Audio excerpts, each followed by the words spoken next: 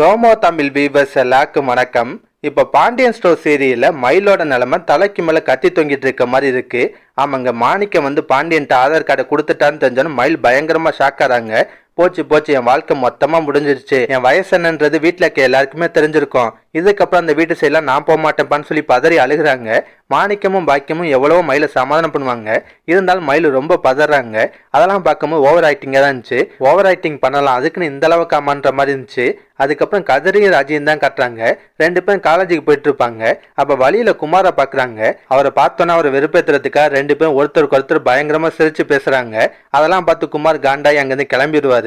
அதுக்கப்புறம் திரும்ப மயிலோட ஃபேமிலியா தான் கட்டுறாங்க. மூணு பேரும் ஆட்டோல பாண்டியன் வீட்டுக்கு தான் வந்துட்டு இருக்காங்க. வர வழியில எல்லாம் மயில் பயந்து புலம்பிட்டே இருப்பாங்க. பாக்கியத்துக்கெல்லாம் டென்ஷன் ஆகுது. மயில் கொஞ்சம் அமைதியாரு, எந்த பிரச்சனையும் வராது, அப்படி வந்தா கூட நாங்க சமாளிச்சுக்கிறோம், நீ கொஞ்சம் அமைதியாருன்னுவாங்க. இதுல ஆட்டோக்காரர் வேற பாண்டியனுக்கு தெரிஞ்சவரா இருக்காரு. நீங்க பாண்டியனோட சம்மந்தி தானே கரெக்டா கேட்பாரு.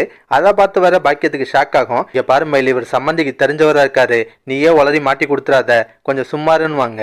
அதுக்கப்புறம் நடக்குதுன்னா, செந்தில் வீட்டுக்கு வராது. கோமதி செந்தில்கிட்ட பூ வாங்குறதுக்கு ஒரு 50 ரூபா கேட்பாங்க. செந்திலும் காசு எடுக்கிறதுக்காக பர்ஸ் எடுப்பாரு. அப்ப மயிலோட ஆதார் கார்டு தவறுதலா கீழே விழுந்துரும். அதை எல்லாருமே பாத்துறாங்க. கோமதி இந்த ஆதார் கார்டு ஒன்ட்டு எப்படி வந்துச்சுன்னு கேட்பாங்க. செந்தில அந்த கதையை சொல்றாரு.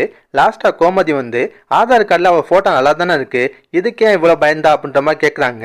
கடைசியா மீனா என்ன பண்ணுவாங்க, நம்ம மாமாக்கு சர்ப்ரைஸா பர்த்டே கொண்டாடணும்ல, அதே மாதிரி மயிலாக்காக்கும் கொண்டாடலாம், அவங்க பிறந்தநாள் என்னைக்குன்னு பாருங்கன்றாங்க. அதை பாக்குறதுக்குள்ள மயில் அவங்க குடும்பத்தோட வந்துருவாங்க. எல்லாருமே மயில் குடும்பத்திட்ட சகஜமா தான் பேசுறாங்க. அதை வச்சு உண்மை என்ன வெளியே வரலன்னு மயில் குடும்பம் புரிஞ்சுக்கிறாங்க. கொஞ்ச நேரத்துல செந்திலும் ஆதார் கார்டோட அங்கிருந்து கிளம்பிடுறாரு. அவர் போன பின்னாடி தான் கோமதி பேச்ச ஆரம்பிப்பாங்க. மயில், ஆதார் கார்டை நாங்க எல்லாருமே பார்த்தோம்டி, அதுல நீ அழகா தானே இருக்க, அப்புறம் ஏன்டி பயந்தன்னு கேட்பாங்க. அதை கேட்டோன்னு மயிலுக்கு இன்னும் ஷாக் ஆகுது. பயத்துல உளர ஆரம்பிப்பாங்க. ஆனா பாக்கியமும் மாணிக்கும் கூட இருக்கனால அந்த பிரச்சனையை சமாளிச்சுறாங்க. இப்ப செந்தில்கிட்ட தான் ஆதார் கார்டு இருக்கு, இன்னும் உண்மை வெளியே வரலன்ற விஷயம் இவங்க எல்லாருக்குமே தெரிஞ்சு போகுது. கடைசியா பாக்கியம் மயிலுக்கு அட்வைஸ் பண்றாங்க. இங்க பாரு மயிலு, நைட்டு செந்தில் வந்தோன்னா பயப்படாம பதறாம அவர்கிட்ட போய் ஆதார் கார்டை கேட்டு வாங்கு. நாளை காலையில் ரெஜிஸ்டர் பண்ணும்போது அம்மாவும் அங்க இருப்பேன், எந்த பிரச்சனை வந்தாலும் அம்மா கூட பாத்துக்கிறேன், நீ எதுக்கும் பயப்படாதன்ற மாதிரி சொல்லிட்டு போறாங்க. அதோட தான் இன்னைக்கு சீரியலை முடிச்சிருந்தாங்க. இதுக்கப்புறம் என்ன நடக்க வாய்ப்பு இருக்குன்னா, ஒன்று மயிலோட வயசு வெளியே தெரிஞ்சு அது ஒரு பெரிய பிரச்சனையாகிறதுக்கு வாய்ப்பு இருக்கு. இல்லை பாக்கியம் மயில் எல்லாருமே சேர்ந்து அந்த விஷயத்த வெளியே வராமல் பார்த்துப்பாங்க. ரெஜிஸ்டர் பண்ணுற வரையும் அந்த உண்மை வெளியே வராமல் பார்த்துப்பாங்க. இப்படி சப்பையாக முடியவும் வாய்ப்பு இருக்கு. இதில் எது நடக்கும்னு நீங்கள் நினைக்கிறீங்க? என்ன நடந்தால் நல்லா இருக்குன்றதையும் மறக்காம கமெண்ட்ல சொல்லுங்க. இந்த வீடியோ பிடிச்சுன்னா ஒரு லைக்கை தட்டுங்க. நம்ம சேனல் ப்ரோமோ தமிழ் ரிவ்யூ அதுவரை சப்ஸ்கிரைப் பண்ணலாம், ப்ளீஸ் கை சப்ஸ்கிரைப் பண்ணிக்கோங்க. நான் உடனே சீரியல் அப்டேட் கொடுத்துட்டே இருக்கேன். Bye guys.